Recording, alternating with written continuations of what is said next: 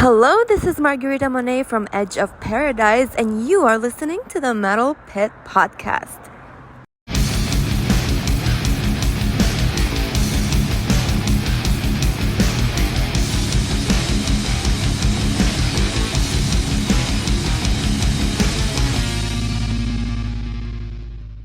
Welcome to the Metal Pit Podcast. Each week we delve deep into the albums and bands that shaped metal. Please visit our website, The Metal Pit, at www.themetalpit.org, and you can find us on Facebook and Instagram at The Metal Pit, and you can follow the Instagram for this podcast, which is at The Metal Pit Podcast.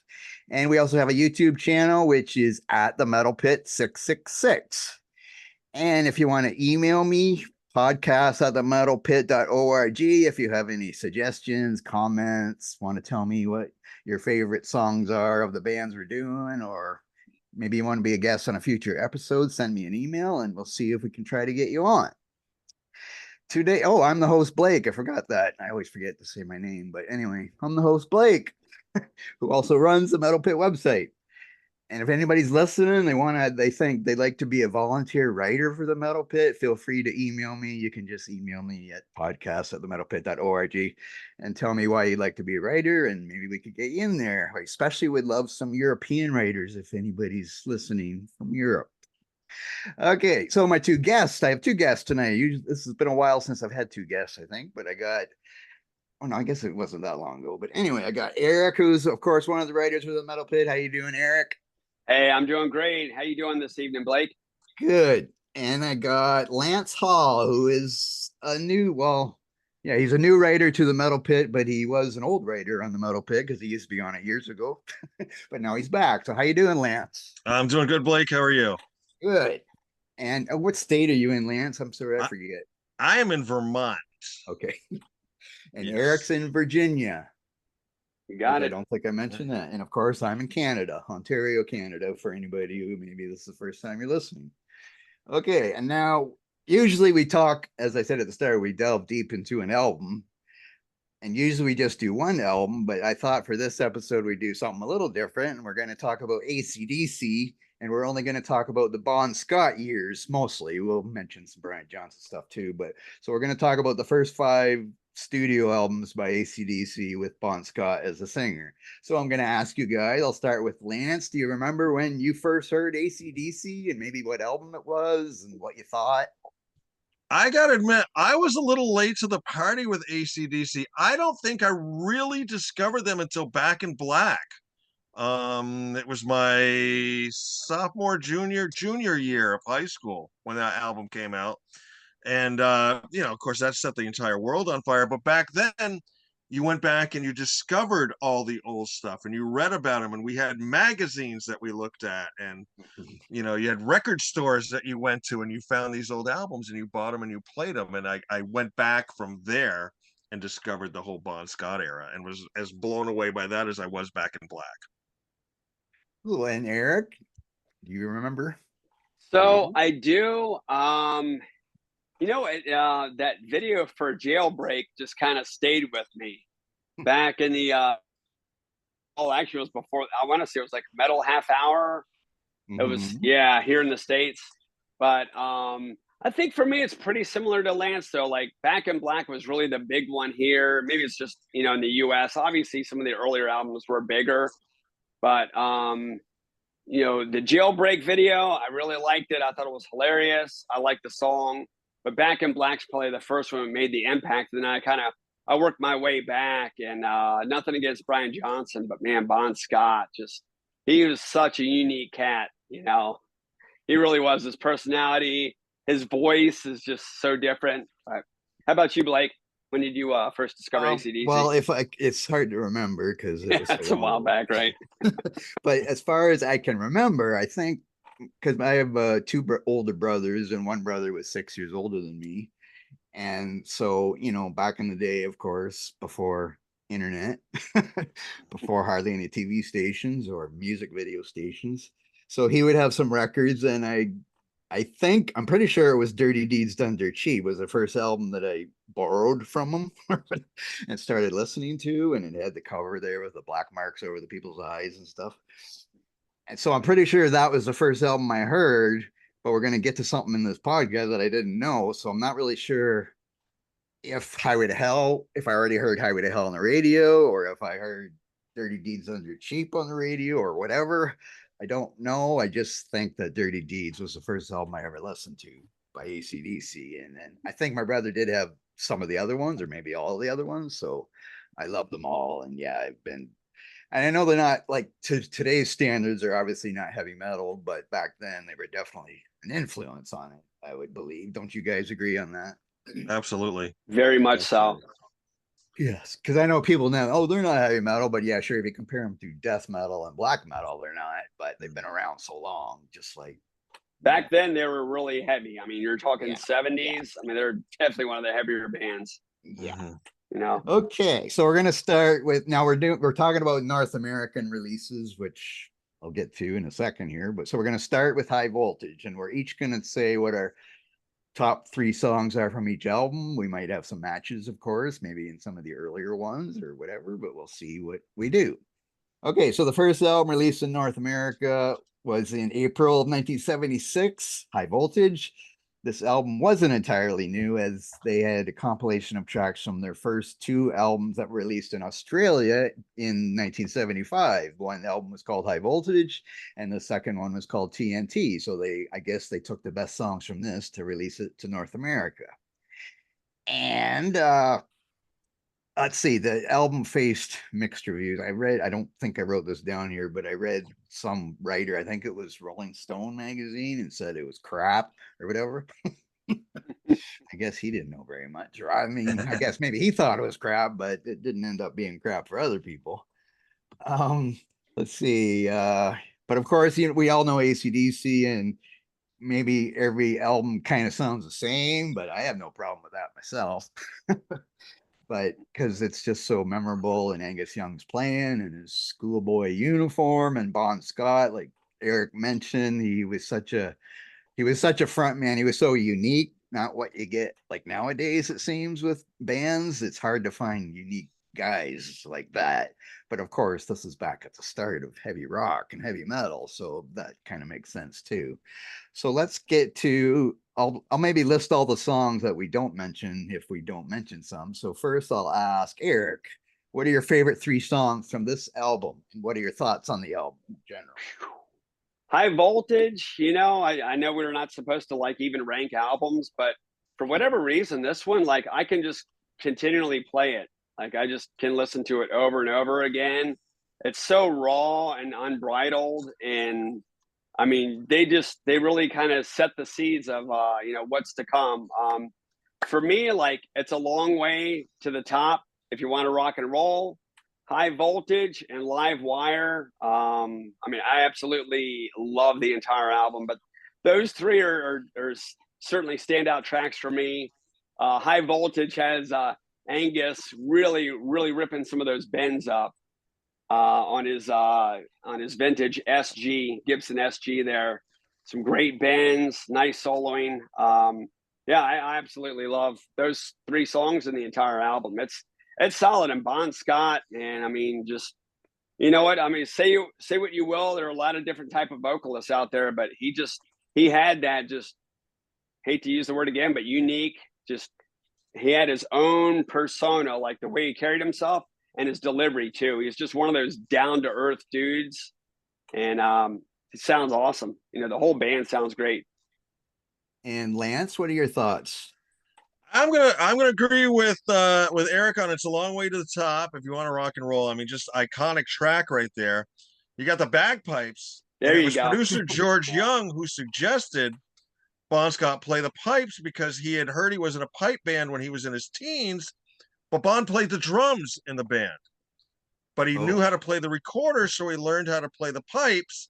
But I guess he had a hell of a time keeping it in rhythm, because with bagpipes, you got to wait for the bag to fill up before you get the notes, and it can be a very tricky timing instrument. But definitely unique sound there. TNT, only because I was a mobile disc jockey for 28 years. TNT never failed to pack the dance floor. And my third track, I'm going to go with She's Got Balls, just because it's a great track. And I actually got to see him do it live when I saw him in Montreal back in 87, 86 on the Who Made Who tour. At the old Montreal Forum. That's kind of actually surprising that they might even play that song live. Well, not that there's anything wrong with the song, but I mean, it's just, it wasn't one of the hits, I guess you would say. Well, what they were doing with that tour was for Who Made Who, they didn't really have any new songs. Yeah. That was from the soundtrack, to the Stephen King movie. Yes. The movie escapes me now, the one about Maximum Overdrive. Yes. That's it. So, they had really nothing new, so they were pulling a few of these older tracks out. Yeah, that's cool. And that was one of them. I just watched Maximum Overdrive the other day. Yeah. Oh, wow. It just happened to be on. Now, let's see, my three songs. Oh, one thing I was going to mention, I don't know if you guys knew this, but Bon Scott, of course, wasn't the original singer of ACDC before they recorded albums. He was actually their limo driver or something. Yeah. And I can't remember why they kicked the other singer out, but then they asked him if he would sing, and so that's how he became their singer. But he was their chauffeur first.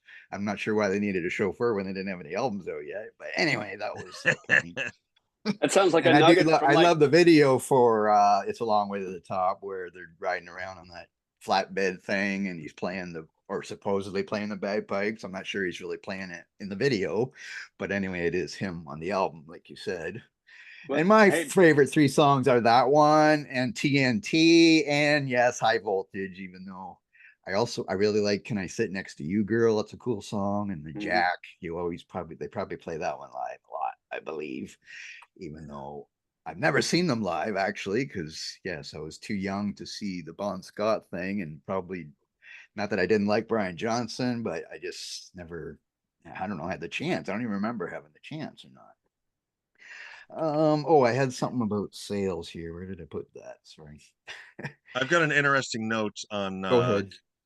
Can I Sit Next to You Girl? If you go on YouTube, there's that track, and there's another track called Rockin' in the Parlor that are recorded with Dave Evans, who was the vocalist before Bon, who I got to interview a number of years ago. He's a great guy.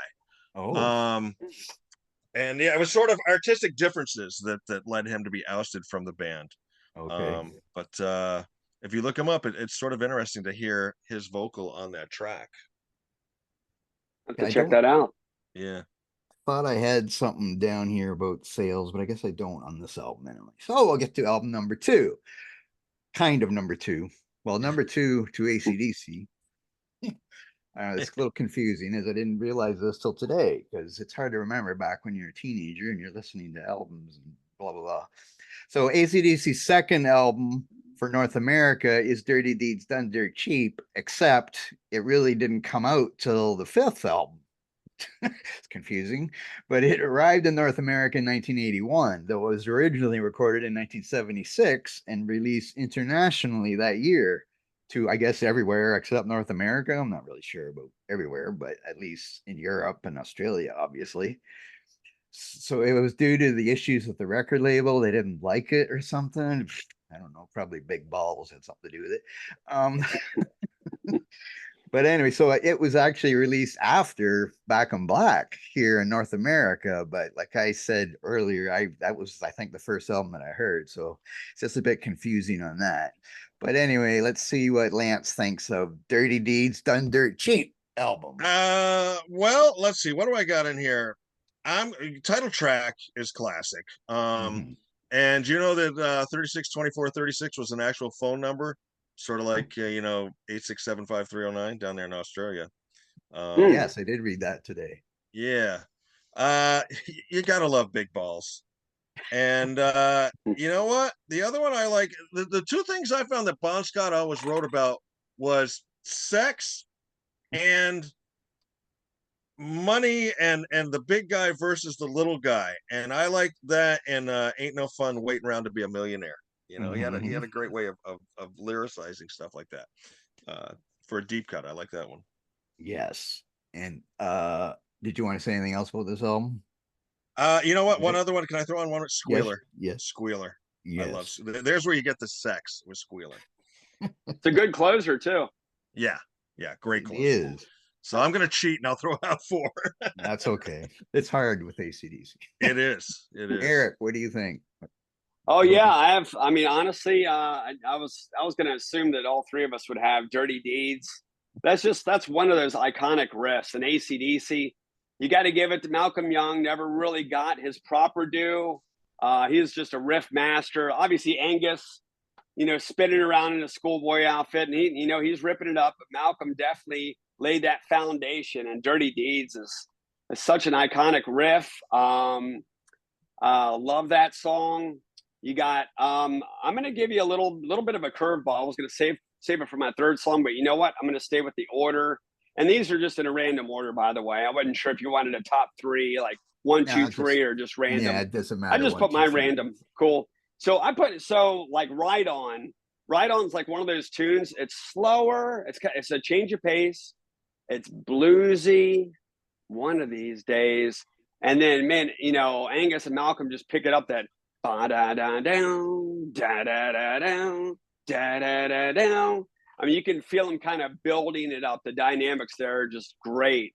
And I got to say, man, this kind of brings back some memories. And honestly, I want to say it was more the Who Made Who album, but we were jamming to some Ride On at Pizza Hut. My first job, I was a dishwasher. And ACDC is one of those bands we would cycle through. And Ride On, yeah, it would pop up there, and I was like, yeah, it's slower, but it's a damn good song, so definitely having good times with that one. And Problem Child, I mean, come on, man. Great one. That's a great tune. I'm sure at some point or another we've all been a Problem Child, right, to our parents. That song's got so much energy. And then a little nugget, I'm sure you guys know this. I don't know if our listeners know this, but Problem Child is actually also on Let There Be Rock. Yeah. So I went ahead and chose it for Dirty Deeds just because looking at, the album releases, which Blake started to touch on, I'd say I went ahead and just kind of stuck it early on with Dirty Deeds. But yeah, what a great tune. That's definitely one of their anthems in a sea of many. So those are my 3. I have no idea why that song is on 2 albums in a row. No, sure. But anyway, 1976 and 1977. It's weird. Yeah. Maybe I don't know. I didn't really look it up to see why. Maybe it said somewhere, but I didn't even look that up. But my favorite 3 songs, actually, I don't have Dirty Deeds, even though I love the song, but maybe I've heard it too much, possibly when I made up my list of my 3 favorite songs. But mine are Ain't No Fun, Waiting Around to Be a Millionaire, because Lance already talked about it a little, but I definitely love Bond's part near the end there where he says, like to his neighbor, hey friend, next door neighbor, get your fucking jumbo jet off my airport. Yeah. That's hilarious. But that one, then I have Squealer. Actually, I did put mine in order, but this was a long time ago when I made this list up of songs. But Squealer is my next one, and yeah, I don't really need to talk about that anymore. And my third one was Ride On, which Eric, you mentioned too. Yeah. Is yes, it's a little different. It's not fast, it's slow and bluesy, but yeah, it's one of my favorites. But I mean, like, there's gonna be some rocking I love too. Rocker too, Big Balls, of course, is hilarious. I mean, the whole love it for. I mean, there isn't really. Problem Child is probably my least favorite song, but maybe it's just because it's on the next album too, and I've heard it too much. Okay. I don't know, but yes, but I do think that, like I said, Dirty Deeds is like the first album I ever heard by them. I think so. I'm not sure if it's my favorite out of these. We can maybe do that after. Try to pick a favorite of these top 5 when we're done. There's some other tracks on this album that are like, they show the real rockabilly. So you take like Rocker, or There's Gonna Be Some Rockin'. That's like Stray Cats on steroids. Yeah. They do some great rockabilly on those 2 tunes. You can hear like the Chuck Berry influence in it. Yes. Or that 50s Elvis stuff. Rhythm and blues. It really shows on those tracks. Yeah, they got some shuffling going on. Yeah, there you go. That's the word I was looking for. Shuffle. Yeah. Mm-hmm. Yeah, Now perfect. this album did reach number 3 on the Billboard 200 in the United States, but probably led by the fact that it came here after Back in Highway to Hell and Back in Black came out. So they're Yeah, already huge, right? So that's right. probably why that album was able to make it to number 3. It might not have did that if it would have came out when it was supposed to. But it is certified, I guess, 6 times platinum in the United States anyway, and I don't have the list of all the other things. But you mentioned that phone number. I do have something about that. Where is it here? Yeah, in 1981, after the album was released in the US, Norman and Marilyn White of Libertyville, Illinois, filed a $250,000 lawsuit in court against Atlantic Records because they alleged their telephone number was included in the song, resulting in hundreds of prank phone calls. The attorney told the Chicago Tribune that the song's 36, 24, 36 digits were followed by what to his client sounded like an 8, thus creating the couple's phone number. Ah, But I there have you go. no, I do not see anything about what happened, if that was thrown out, if they got Aftermath. Yeah. that or whatever. I thought 36, 24, 36 was the girl's measurements when I first There you go. Yeah. Now we get to that in the next album with a whole lot of Rosie. Yeah. Yes, that's right. And okay, is that yeah? So let's get to the next one. Wait, where are we? Oh yes, Let There Be Rock. Okay, I'll let Eric you go first. I guess yeah. Bad Boy Boogie is a really cool standout track. I know it wasn't like a single or anything, but I really love kind of the groove on that. It's got a great vibe to it.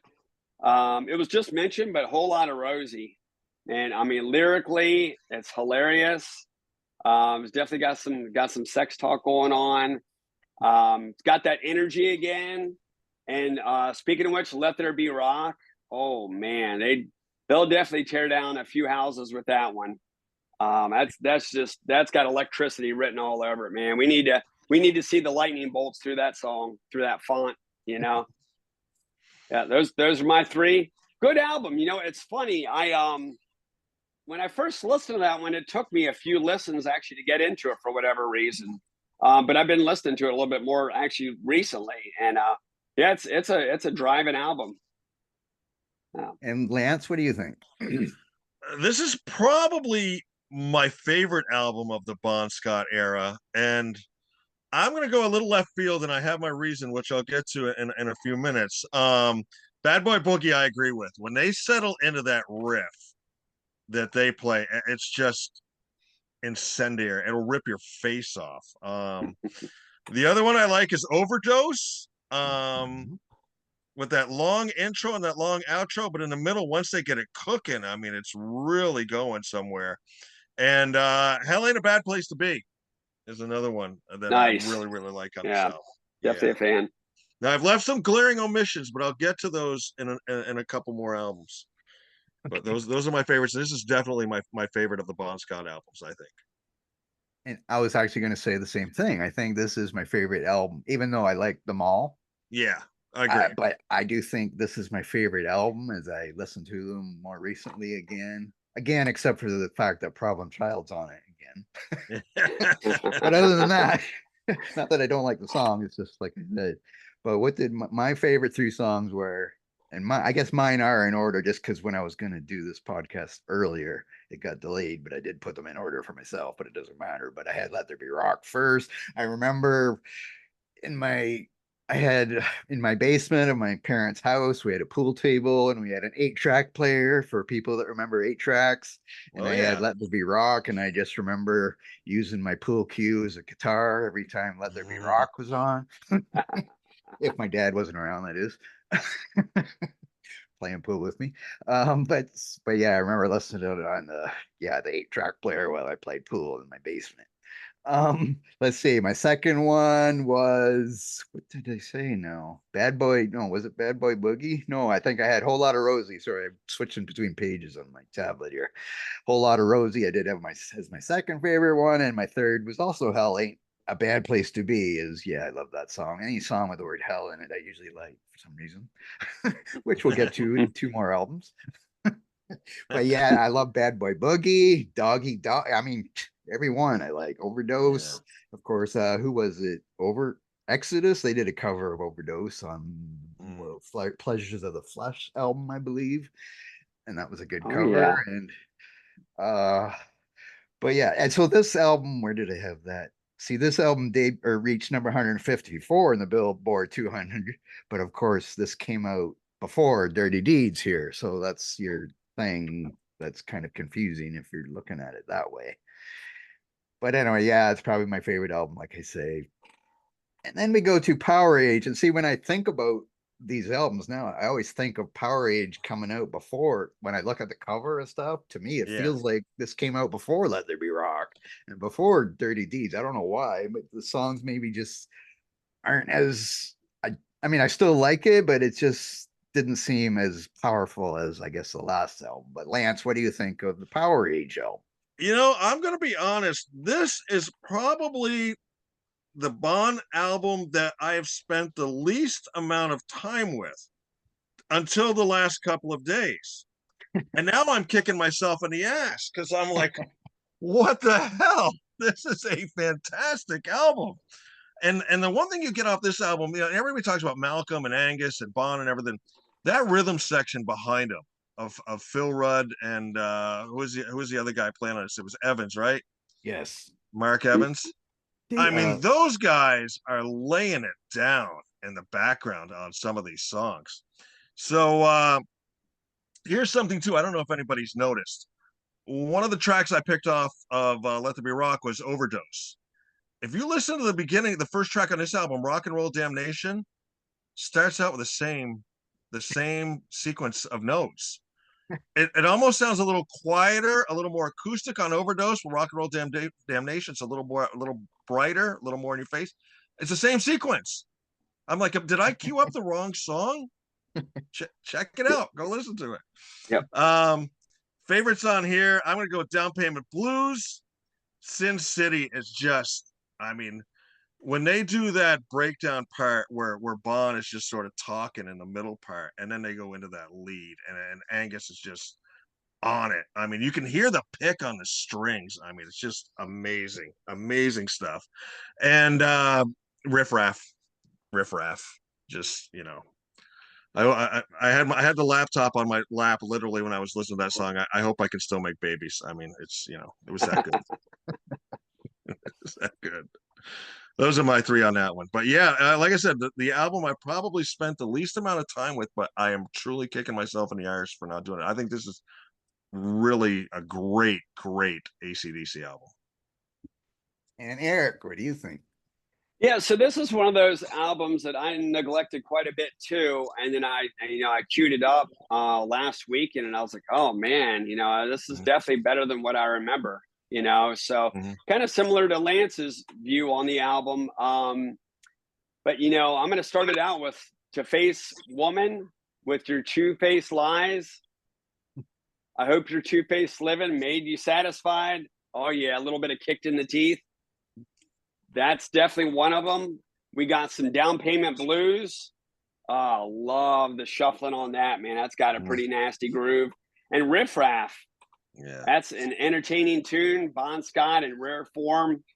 It's definitely some great music on here. So I think I'm gonna definitely have to spin this one. I have about 15 albums on Spotify. I got a ridiculous playlist going, but I'm gonna find a way to work in Power Edge. Got to do it. Yeah, great stuff.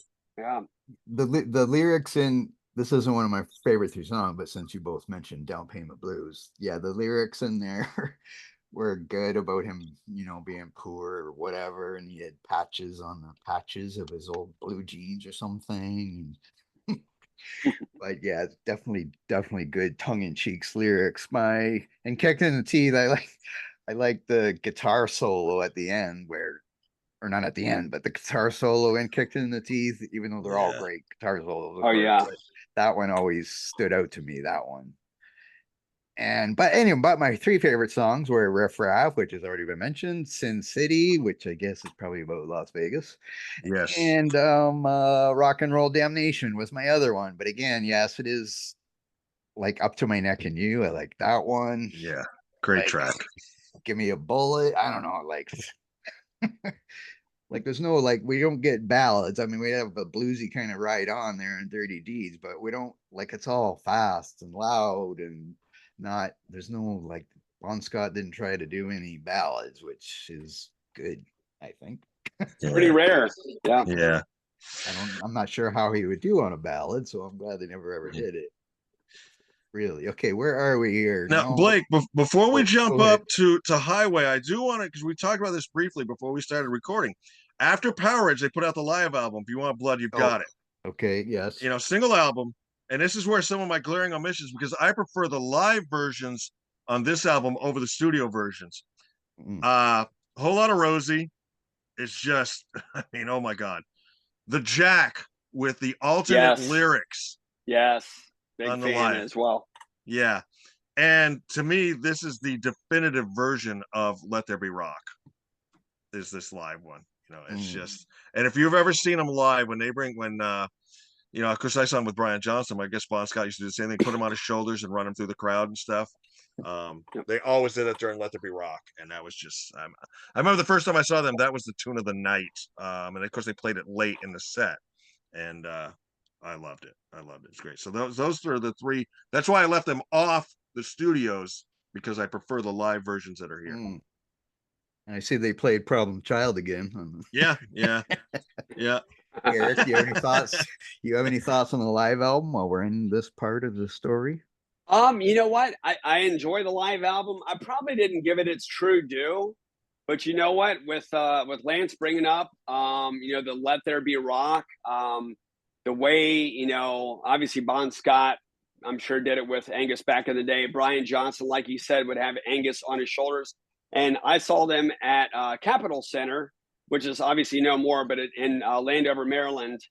And Brian Johnson had Angus up there for a while, and he was running around with him. And Angus, I'm like, man, it looked like Angus was going to fall off on the stage on people, but he was just kicking around and just wailing, man. And I was like, all right, Angus, man, you got these hammer-ons and pull-offs, but you might fall on your face. But he didn't care. He was having a good time. So the showmanship during that song was great. Definitely a fan of some Rock and Roll Damnation. I definitely like, I feel like a few of these songs do have some more energy. I also love the Jack, the alternate lyrics. I feel like the overall sound to me is just, it's a little fresher. I don't know, they kind of bring it up another level. It's a good album. Like I said, I just probably didn't give it its due. But it's a you know, really solid live album. Did you listen to it much, Blake? Well, I just listened to it the other day, and but yeah, I love the album. I don't know. I guess I never really thought about, do I like the live version better than the studio version? But I do like Let There Be Rock, like Lance mentioned. And when I'm listening to it, Lance, you might, I know you're a Triumph fan or you like Triumph, but it reminds me when I'm listening to the solo on Let There Be Rock, I'm thinking of Rick Emmett of Triumph in Rock and Roll Machine solo. I'm just getting the same, not that the solos sound the same, I just get the same like thing. Same vibe, yeah, like great guitarist. And Rock and Roll Machine came out in 77. I think, what year was this one? This was 78, came out right after Power Edge. I don't know if ACDC ever would have heard Triumph or not. Right. I spent a lot of time with this album, a lot of time with the live album. It was, I liked it. Yeah, I love the cover too. They probably couldn't release that cover now or something. I don't know. Yeah, exactly. But it's a great live. I had a bootleg or something somewhere of a live with Bon Scott, like from Paris. Sweet. Or something. I don't think I have it anymore. I don't know. I just remember listening to it. The sound wasn't that great, but it was still just great to hear Bon Scott doing more live songs than just that one album. It's too bad they didn't have like a double album or whatever. I don't know, because back then they probably didn't keep all the stuff like they do now. It's easy to do stuff now and pull stuff out and resell it. Okay, then we get to, I think we were done there. Did I have anything else? I don't think so. I don't think I have anything about sales there. Okay, then we get to Highway to Hell, which was released July 27th. That's my wife's birthday. Oh. How about that? Extra points. In 1979. Let's see. It was a turning point in the band's career, produced by Mutt Lange, Mutt Lange. Mutt Lange. Lang, is it Lang? Sorry. It is Lang. Okay. And of course, the last album to feature Bon Scott, which we'll get to after this too, as I have stuff about that. And let's just start. Lance, what do you think of Highway to Hell album? This is a great album, and I listen to these albums through AirPods, and when you get to Highway to Hell, you can hear Mutt Lange's influence on this album. And this was like his first big producing gig. He had done some local stuff. He had done some stuff with Graham Parker. He had one hit with the Boomtown Rats that went to #1 before this, but this sort of catapulted him. He went on and he did Foreigner 4. He did the Def Leppard stuff. He did Back in Black. I'm going to go off the beaten path here and go away from, Highway to Hell's a gimme. I mean, I want to go the whole album, but so I'm gonna go with Girls Got Rhythm is one of my favorites. Shot Down in Flames, and then the last one I gotta go with, because I was reading the lyrics to it, and I'm trying to get the lyrics up here if I can. Get It Hot. And the opening verse is like, going out on the town, just you and me, gonna have ourselves a party just like we used to do. Nobody's playing Manilow, nobody's playing soul. I mean, Bon Scott referencing Barry Manilow. No one's playing hard to get. It's just good old rock and roll. Get it hot, and that's what this is. And it's fabulous album. I could pick any track on this album as my favorite. I just singled out those three as opposed to the obligatory ones. And yeah, Eric, what do you think? So yeah, this is a phenomenal album. I mean, this is almost like a best of album. Yeah. So it's hard for me to pass on the title track. I will say that I played Highway to Hell in a few bands, and we always had a great time playing it. There was always somebody with a beer when we were playing this song, whether it was in the basement or at a show. But I'm gonna go with my three are Walk All Over You. That's just one of those attitude songs. Yeah. Just such a great, awesome hook, man. You want to talk about a hook? That's some ear candy right there. Shot Down in Flames. I mean, in my opinion, one of Angus's like top 5, maybe top 3 guitar solos. He is just working the pentatonic minor all over the neck, man. He's definitely showing some skill. And you know what? ACDC, like Blake said, I mean, yes, you know what you're going to get with ACDC. They don't change from album to album a whole lot. But you know what? They always close strong. Night Prowler. Yeah. I mean, that song, it's got a little menace to it. Sounds great. You know what? I mean, that's one of my favorite closing tracks. I had a hard time leaving that one off. That's a great tune, man. I don't know if that one ever really got its due, to tell you the truth. Maybe hardcore ACDC fans have given it its due, but I don't think like hard rock fans or fans from the 70s and 80s probably. I don't think they gave it its just due. Just my humble opinion. I agree. Great album, though. Wow, such an awesome album. Well, and of course, at the end of Night Prowler, Bon Scott does his Mork from Mork and Mindy impression or whatever. Nanu. But anyway, so yeah, it's a great album. My favorite 3 songs I have are Walk All Over You. I feel like that it just feels like it's one of the heavier ACDC songs, that one. No doubt. The drums and stuff there. And Beating Around the Bush, I love the guitar opening thing on that song, so that's my second one. And the name of the live album that they released before this, If You Want Blood, You've Got It. Yeah, I have that there. Track. But yes, nice.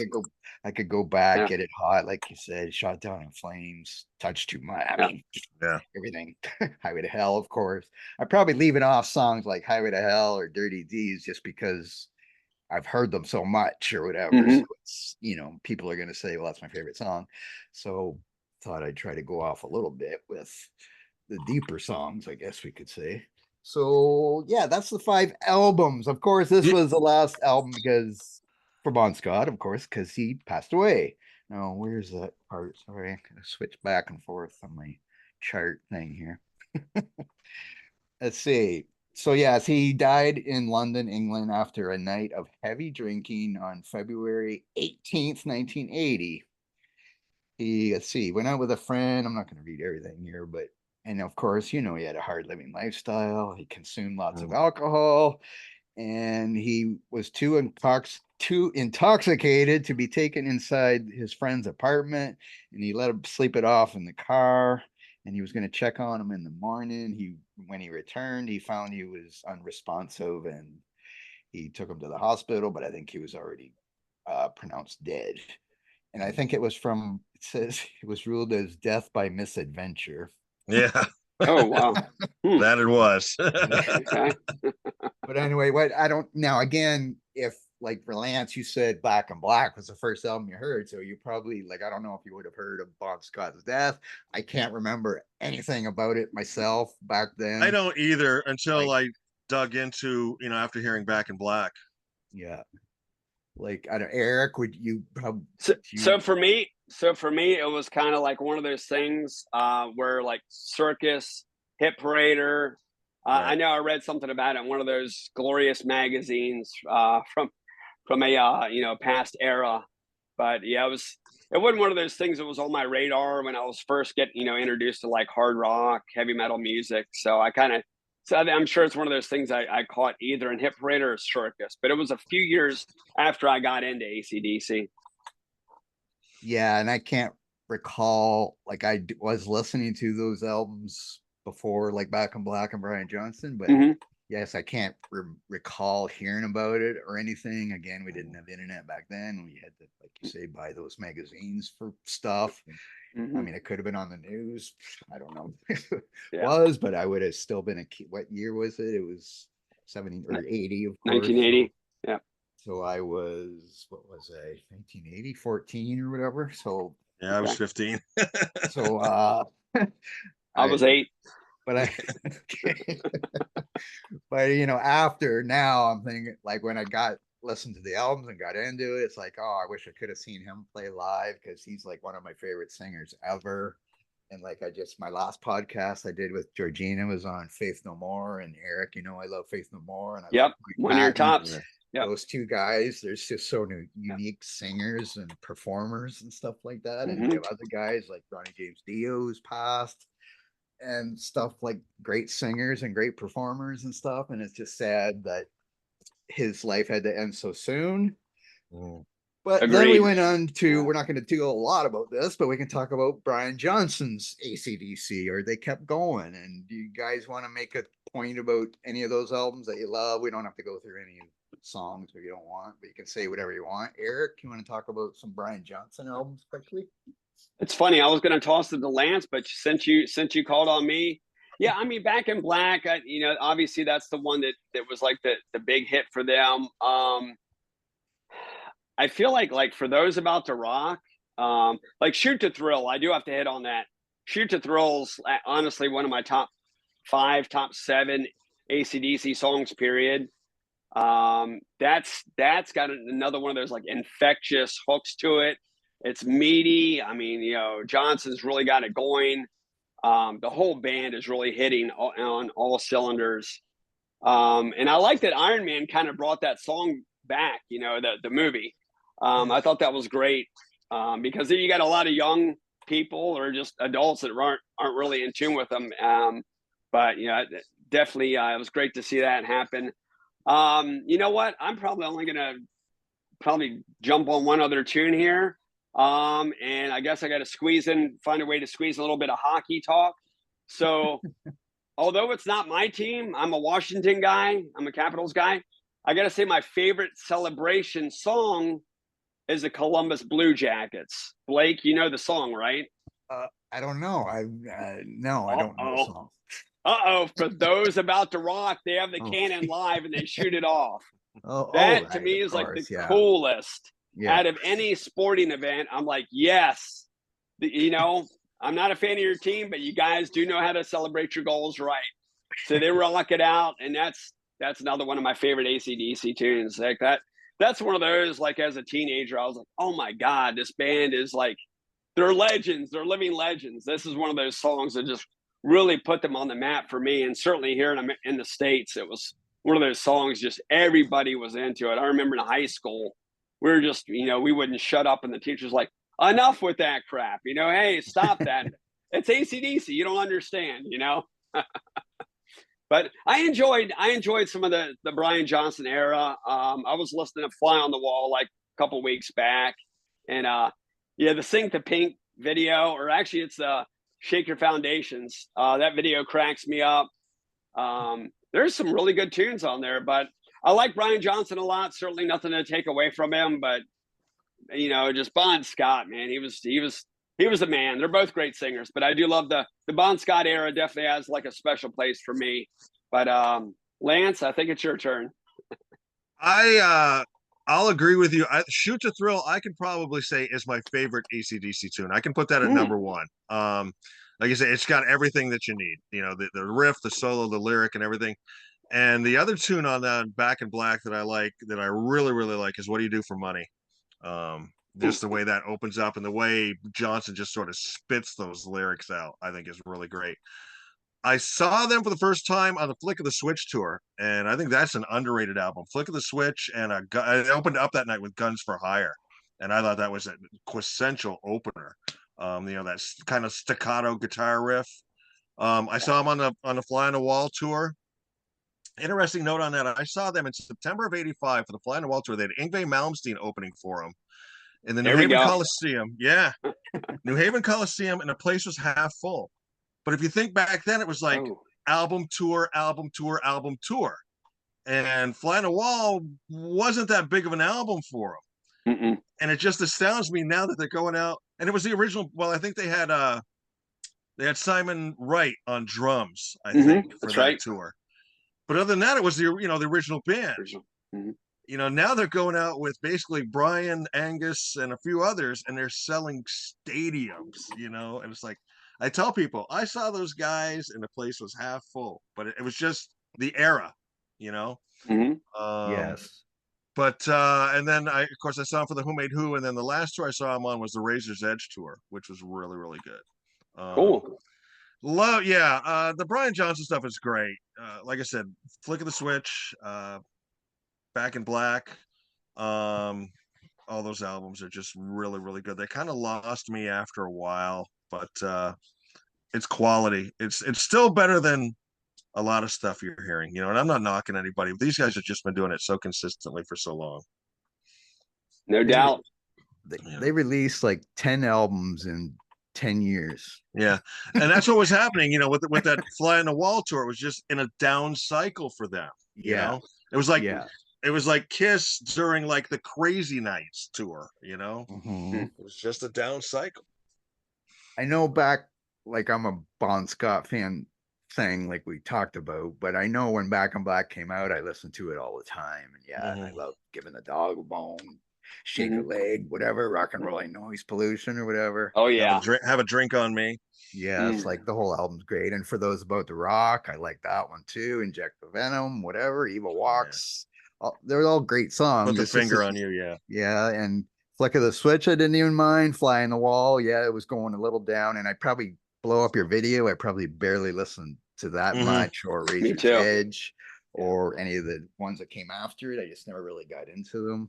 But I mean, if somebody's going to say what's your favorite ACD, I'm always going to say the Bon Scott ones. But they're still great albums, and I never had the chance to see them. They're on tour right now, or maybe the tour's over, but I see the Pretty Reckless is with Taylor Momsen there is opening up for them and stuff. And they're touring in Europe. I heard that on Sirius XM. Yeah, I don't know about it coming to North America or anything like that. I just know since I'm following Pretty Reckless on Instagram, I see her posts all the time about how happy she is to be playing with ACDC. And I guess who wouldn't be? I'll tell you, on the Flick of the Switch tour, the band they had opening that night, and I became an Insta fan, was Fastway.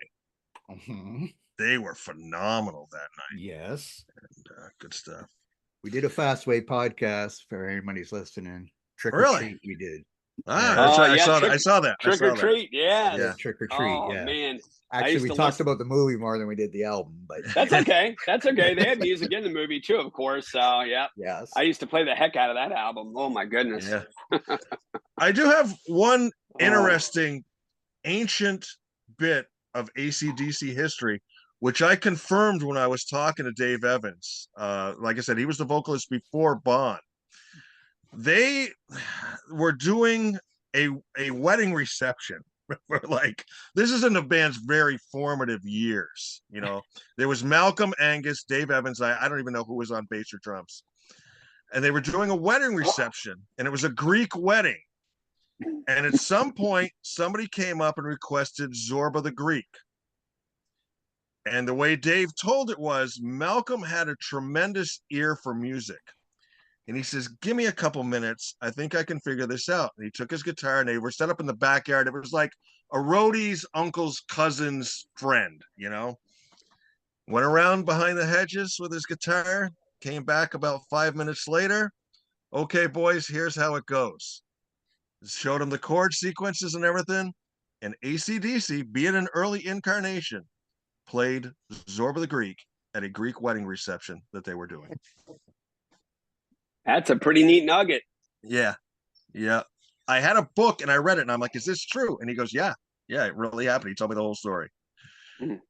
Very cool. And if I go back to the US Billboard Top 200, I guess I forgot, but Highway to Hell peaked at number 17, and then Back in Black peaked at number 4. And For Those About to Rock peaked at number 1. Right. And then they drop off to 15 on Flick of the Switch, 32 on Fly on the Wall. Blow Up Your Video was number 12. Razor's Edge went up to number 2, but I'm sure that's just for years and years of ACDC. Everybody wants to hear anything that comes out after that. But Thunderstruck was a huge hit for them. Yeah. That one in Money Talks. Money Talks. Mm-hmm. But yes, I don't know. They're just one of the first. They're probably one of the first bands I ever really listened to outside of listening to the radio and the top 40 songs. Of course, they would be on there sometimes with Dirty Deeds, I think, even though it's kind of surprising that it was, but it was. But yeah, I think it's one of the first albums I borrowed from my brother. Can't remember if I asked if I could borrow it or not, but anyway, I did. And I know it's just one of the special groups, I guess, of getting you into music and all that kind of stuff. And like, so that's why I wanted I mean, we could have did a podcast episode on any of these 5 albums. Absolutely. And I guess we could still easily do that sometime, but I just thought, like, because my plan was, like I told you guys before, I was going to do a podcast by myself. So I thought this will be easy. I'll do it like this. But then I just never got around to doing it. It was good to have 2 people come in, and so we could hear some other perspectives on it and stuff. So yes, it was awesome. So anybody final comments on ACDC or Bon Scott or anything? The one thing I'll say is when Back in Black came out and hit, if you wanted to be cool, you cruised in your car with either your cassette deck, your 8-track, whatever, cranking with Shook Me All Night Long, Hell's Bells, Back in Black. And that was in 1980. And today, in 2024, if you want to be cool, you hook your phone up to your stereo system in your car now. And you cruise down the street and you crank one of those songs. And I guarantee you, an old geezer like one of us will go, now that guy's cool. I was doing that the other day. Now we're Back in Black. I don't remember but I had ACDC playing with my windows down. Yep, absolutely. If you want to be cool, crank some ACDC in the car. Well, one more thing, Eric, you can say something in a second. But I was just looking again. Like I said, the Back in Black, they made it to number 4 on Billboard. Well, it made it to number 1 on a bunch of other countries, though. Like it made it number 1 in Canada and number 1 in Austria, France, Germany. So it's just surprising. Of course, we don't know. I can't remember what else was out there at the time. So there might have been some pop music person that was pretty popular too, or something like that beat out Back in Black. I don't know. But Eric, do you have any final thoughts on ACDC or Bon Scott? Probably just 2 things.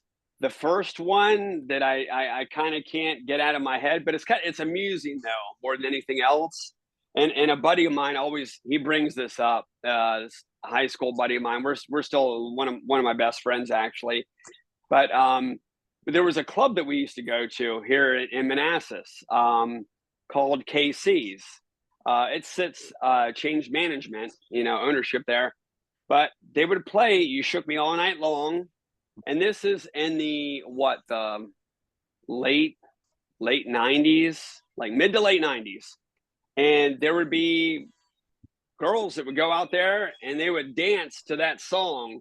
And my buddy James would be like, come on, man, people dancing to ACDC. And I was like, well, hey, at least it's rock and roll. And he, we'd just laugh at each other. And then we'd hear it, we'd be out somewhere and okay, he's like, hey, KC's, man. I was like, yep. I mean, the girls, I got to hand it to ACDC. I mean, the girls would pack the floor. And if you had the guts, man, you go out there and dance with them or, do a shot or something when that song comes on at KC's. But then my only other thing is for any listener out there that has not taken the time to check out Bon Scott, go listen to Bon Scott. I don't care if you're doing Spotify or if you're buying CDs, whatever your streaming service, scoop up all the Bon Scott.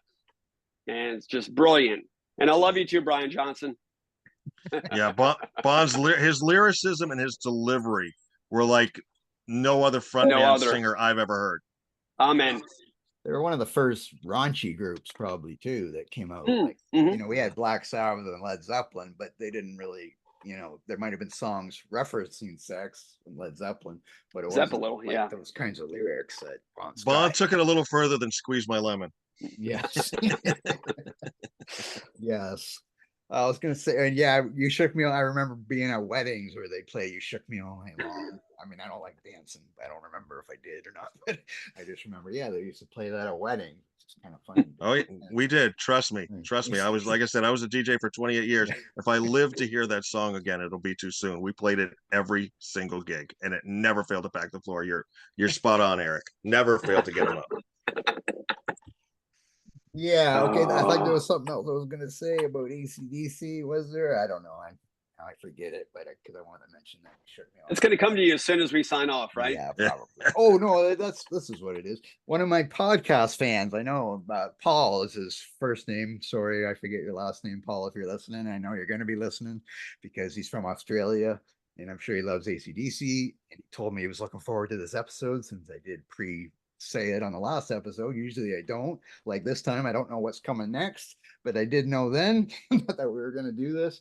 So I hope Paul, our fan from Australia, enjoyed this. Make sure you comment somewhere or email me or message me and tell me what your 3 favorite songs are on every one of these albums, and everybody else should do that too. So thanks, Lance and Eric, for joining me today. My pleasure. And if you're listening, please, if you can review us on Spotify or Apple or wherever, or send us your comments or anything, but subscribe and all that good stuff. And we will see you next week. Thanks for listening.